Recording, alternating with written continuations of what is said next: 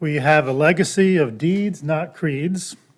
Our work for a better world calls us to unexpected places as we harness love's power to stop oppression. From grassroots community organizing to interfaith, state, national, and corporate advocacy, in protest marches, prayer vigils, and press conferences, in homeless shelters, and in prisons, Unitarian Universalists put our faith into action. Our justice efforts are grounded in our congregationally driven social justice statements and our call to break down divisions, heal isolation, and honor the interconnectedness of all life and all justice issues.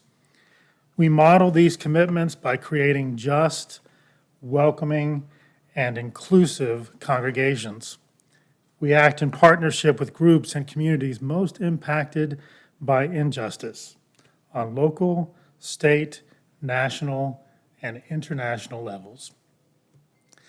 At this time, we're going to have an opportunity to light our candles of community. If you'd like to light a candle for a joy or a concern, or simply to bring more light into our space.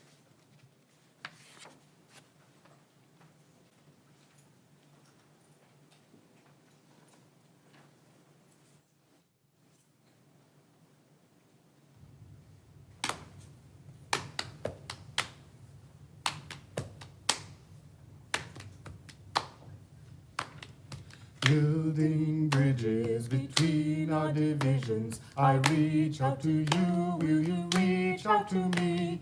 With all of our voices and all of our visions, sisters, we can make such sweet harmony. Building bridges between our divisions, I reach out to you, will you reach out to me? With all of our voices and all of our visions, sisters, we can make such sweet harmony. Building bridges between our divisions, I reach out to you, Bridges between our divisions, I reach out to you, will you reach out to me? With all of our voices and all of our visions, sisters, we can make such sweet harmony. Building bridges between our divisions, with all of our voices and all of our visions, with all of our voices and all of our visions, sisters, we can make such sweet harmony. building bridges between our divisions, I reach out to you, I reach out to you, will you reach out to me? With all of our voices and all of our visions, sisters, we can make such sweet harmony. Building bridges between our divisions, I reach out to you, will you reach out to me? With all of our voices and all of our visions, sisters, we can make such sweet harmony. Sisters, we can make such sweet harmony. Sisters, we can make such. Sisters, we can make such sweet harmony. Sisters, we can make such sweet harmony. Sisters, we can make such sweet harmony. Sisters, we can make such sweet harmony. Sisters, we can make such sweet harmony. Sisters, we can make such sweet harmony.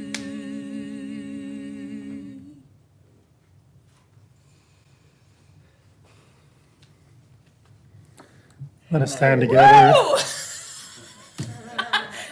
Air five. I wasn't expecting the air five at the end there.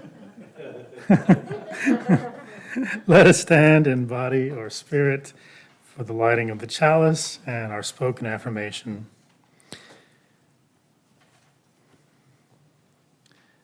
We light this chalice to symbolize our living tradition. Let this flame symbolize our passion to bring our faith into action. Let this flame symbolize our commitment to bringing our prophetic voice to the people. May this be our passion and commitment to serve to advance human rights and social justice around the world so that all may live in the spirit of light and love. Let us join together in the spoken affirmation. Love is the spirit of this church, and service is its law. This is our great covenant, to dwell together in peace, to seek the truth and freedom, and to help one another. You may be seated. Our opening thought comes to us from Yasutani Roshi, who writes, "The fundamental delusion of humanity is to suppose that I am here and you are out there."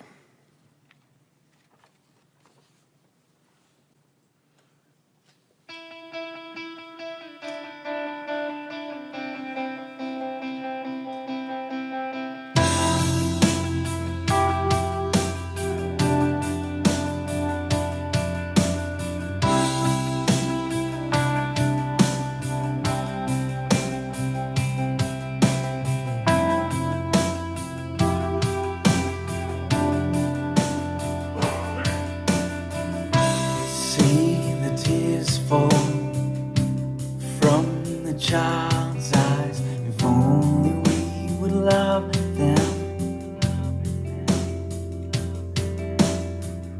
In walks the poor man, weak with nothing, if only we would love him.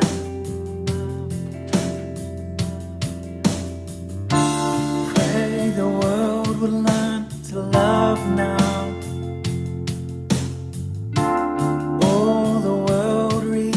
With love now.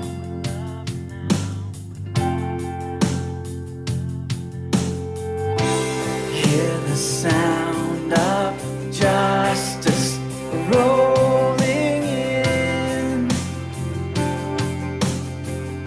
See history's made with love today.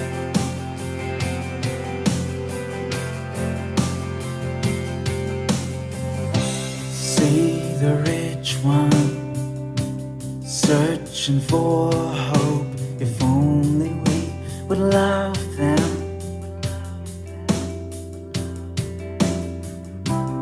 Lonely widow in despair now, if only we would love her.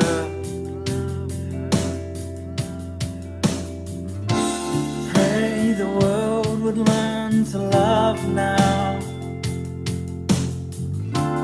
All the world reach with love now. Hear the sound of justice rolling in. See history's made with love today. Hear the sound of justice, here it comes. See history's changed with love today. Justice will come when we reach out with compassion. Justice will come when we stand up for the broken. Justice will come now, crawling in God's love.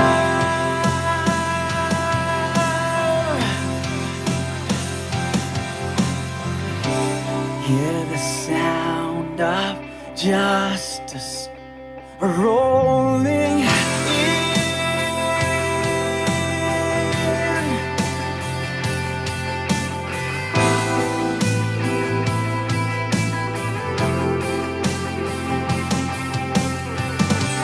Hear the sound of justice, here it comes. See history's change with love to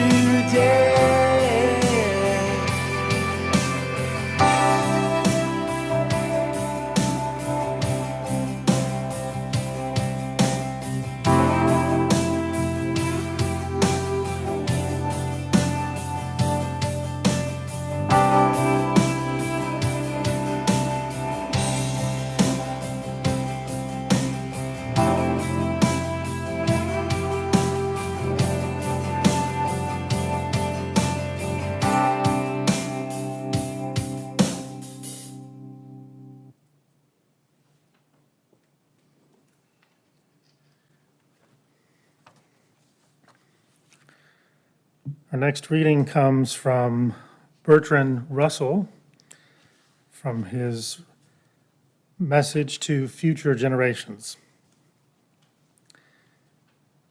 Love is wise, hatred is foolish. In this world, which is getting more and more closely interconnected, we have to learn to tolerate each other. We have to learn to put up with the fact that some people say things that we don't like. We can only live together in that way.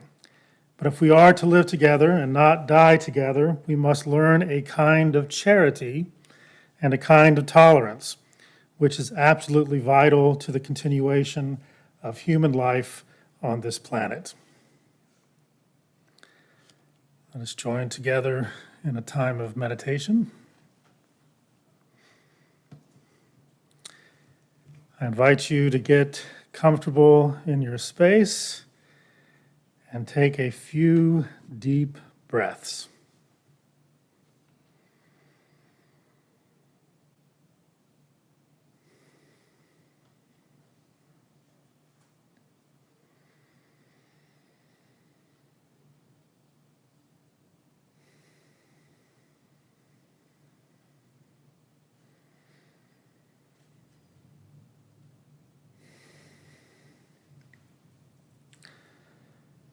Now hold both hands out in front of you, palms up. Imagine that you are holding everything that you know in your two hands. Feel the weight of everything that you know pressing against your palms.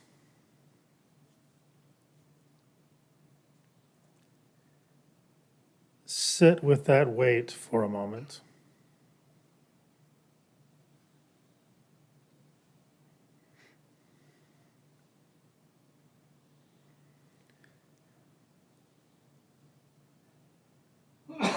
When you are ready, carefully gather everything that you know into one of your hands, leaving the other empty. Leaving the other empty. Close the fingers of your one hand around everything that you know. Keep it safe there.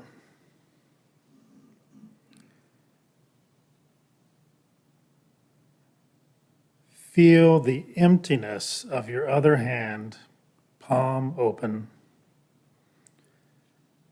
ready to receive something new.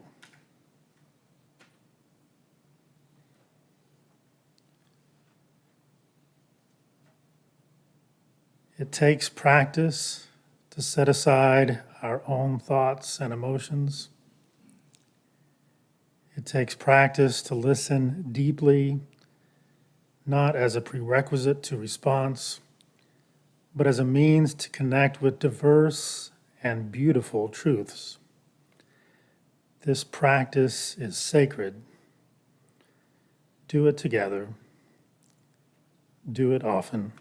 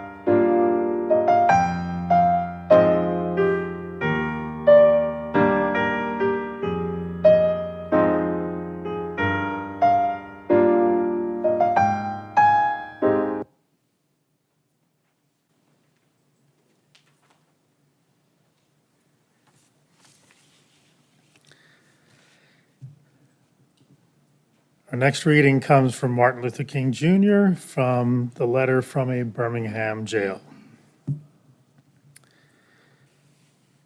King writes, "Injustice everywhere, anywhere, is a threat to justice everywhere. We are caught in an inescapable network of mutuality, tied in a single garment of destiny. Whatever affects one directly affects all indirectly. Never again can we afford to live with the narrow, provincial, outsider agitator idea. Anyone who lives inside the United States can never be considered an outsider anywhere within its bounds."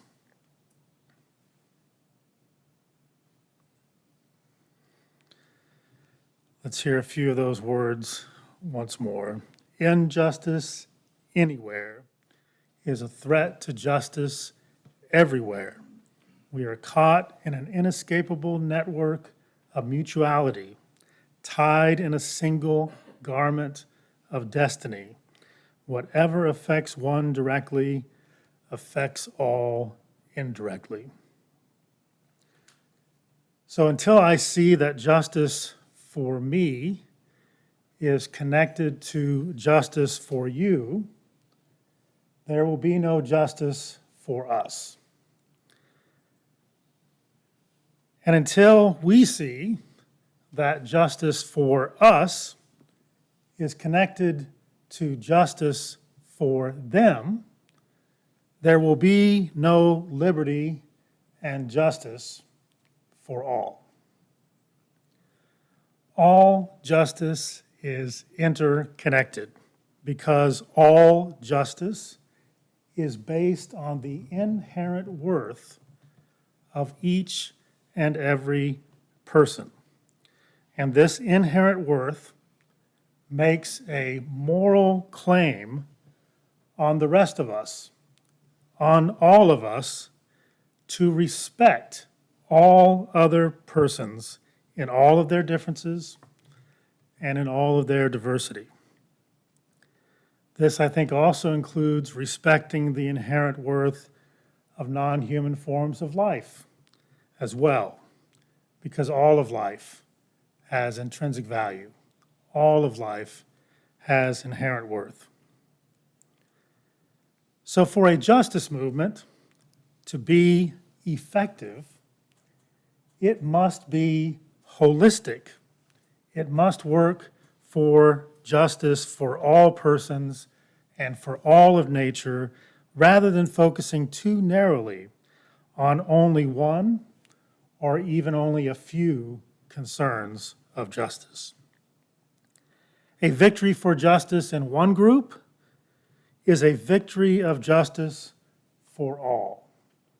A victory for justice in one group of persons is a victory for justice for all persons. Civil rights for one group enhance civil rights for all persons.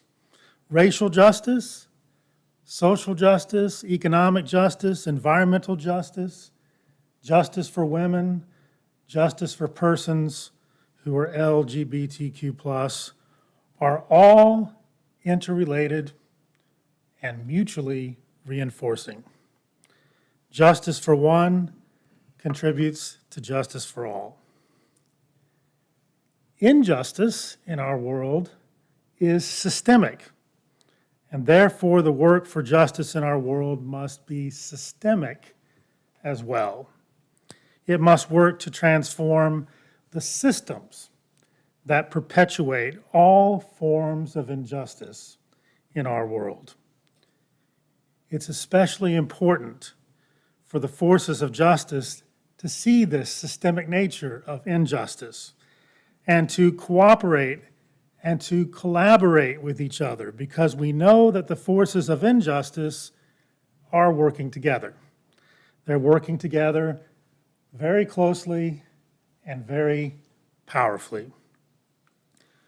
When one group is allowed to profit from injustice, it enhances the ability of others to profit from injustice. That is why corporate interests spend billions of dollars on lobbying to weaken regulations and to weaken other barriers that keep them from making maximum profit from socially, economically, and environmentally unjust practices. They're working together. They're working together closely.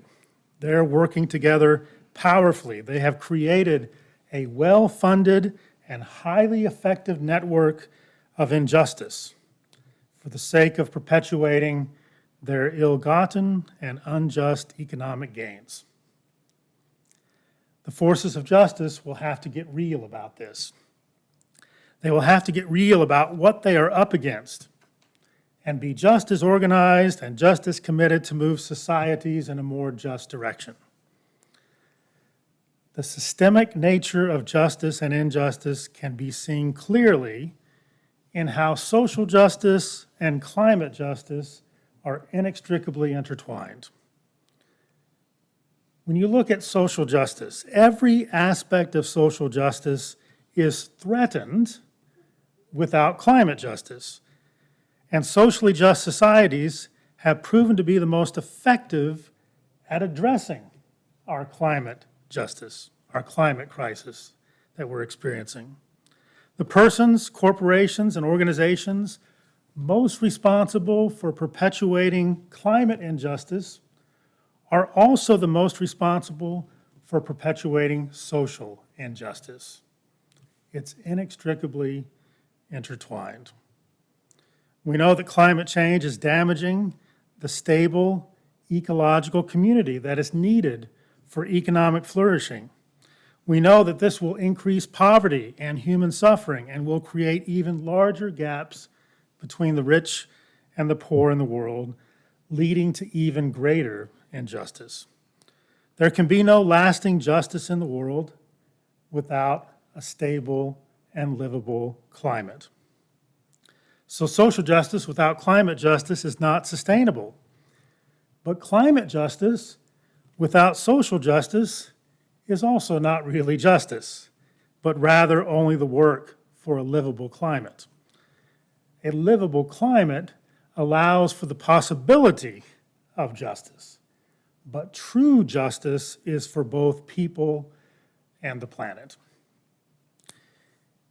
It's not an accident that the strongest democracies in the world are also the most socially just and ecologically sustainable societies in the world. Strong democracies are much more able to address the multifaceted and complex aspects of justice because they are more effective at providing true representation for all people and their interests than are the flawed democracies and autocracies in the world. If those of us living in the flawed democracy of the United States, we've talked about that before, that we're not really in a full democracy here in the United States, it's a flawed democracy. If we could have a little bit more humility, if we could look at our situation of our flawed democracy and our social and ecological injustice and have a little bit more humility, we could see clearly that we have a lot to learn. We have a lot to learn about justice from democracies which are much stronger and much more vibrant than our own. If we look closely at our history in the United States, we'll see that one of the great enemies of justice in the United States from our very beginning has been an appeal to what many refer to as states' rights. States' rights. You've heard the appeal to states' rights many times in your lifetime. States' rights has been the rallying cry for continuing all sorts of injustice within our society, for continuing slavery, implementing segregation, suppressing voting rights, banning reproductive choice, and discriminating against persons who are LGBTQ+.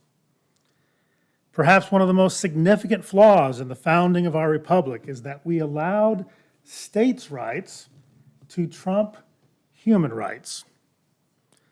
States should have the right to expand human rights beyond the federal baseline but they should never be allowed to diminish them.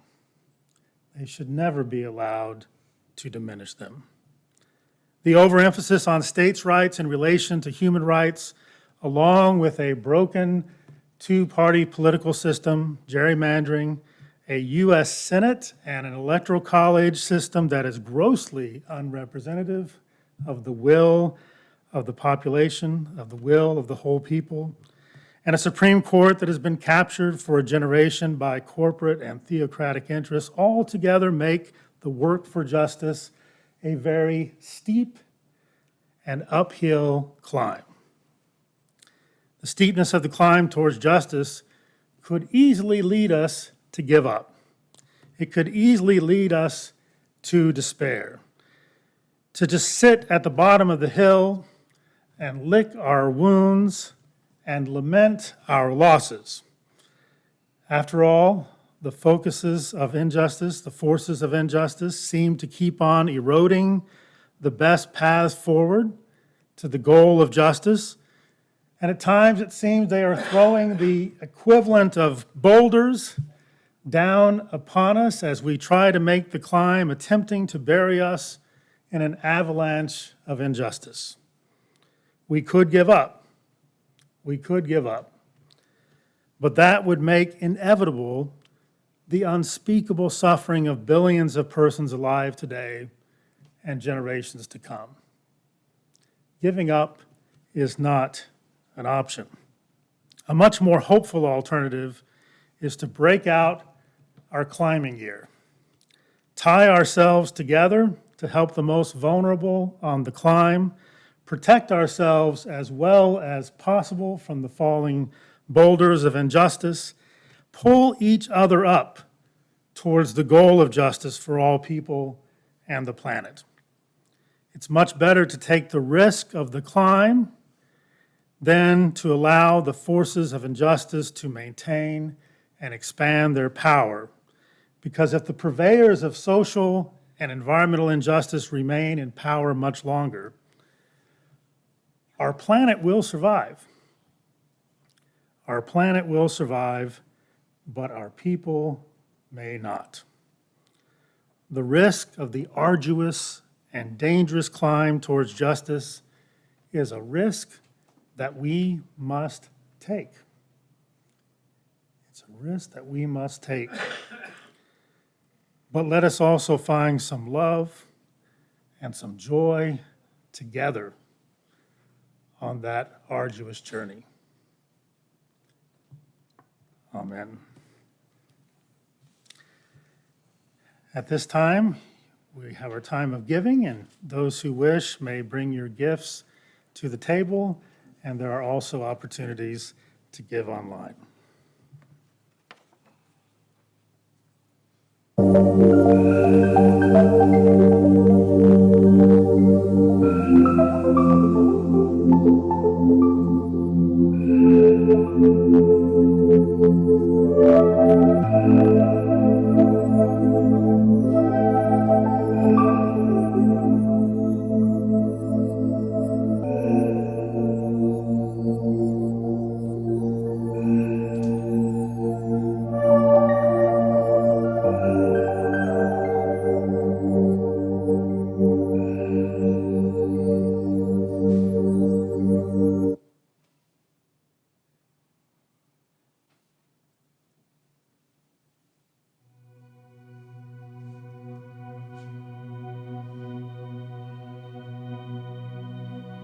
Justice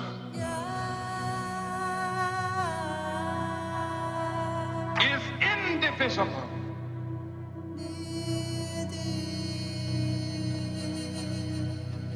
Injustice anywhere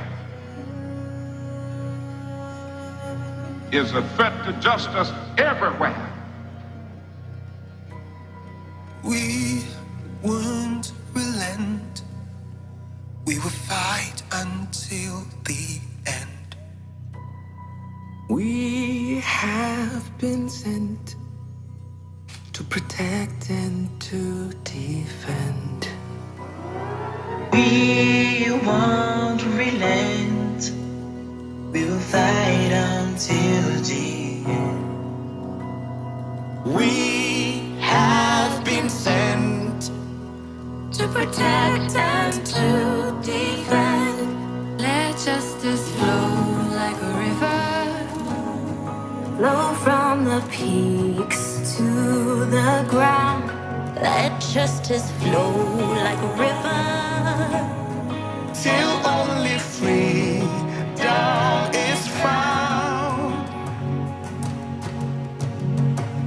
we count the cost.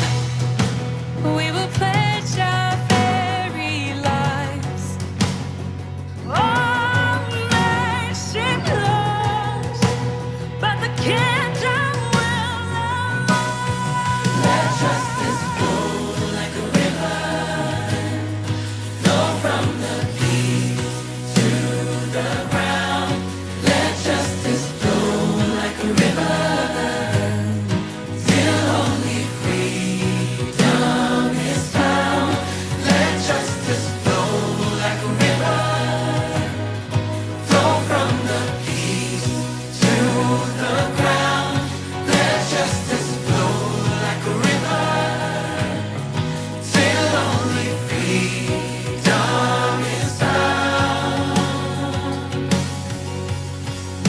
The coastlines will know, the coastlines will know.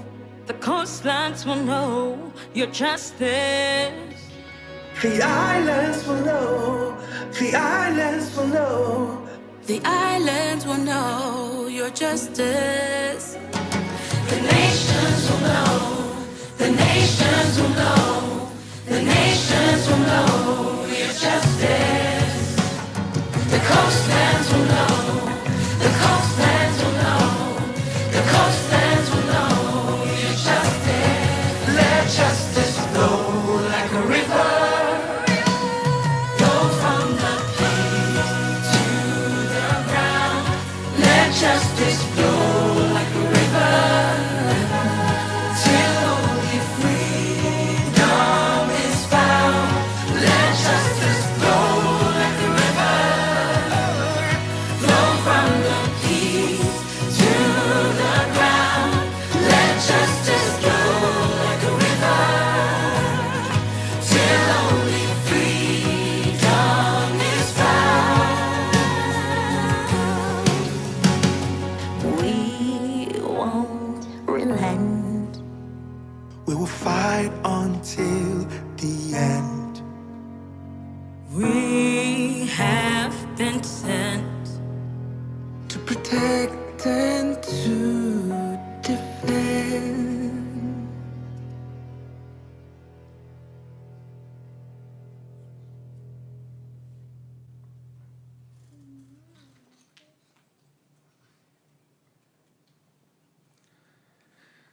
Let us stand together in body or spirit for our parting thought and the extinguishing of the chalice. Our parting thought comes to us from Rachel Wooten, who writes, "When we help one another, we are helped. If we harm another, we harm ourselves. Perhaps harder to grasp, if we harm ourselves, we harm the whole universe." Let us join together in the extinguishing of the chalice. We extinguish this flame, but not the light of truth, the warmth of community, or the fire of commitment. These we carry in our hearts until we are together again.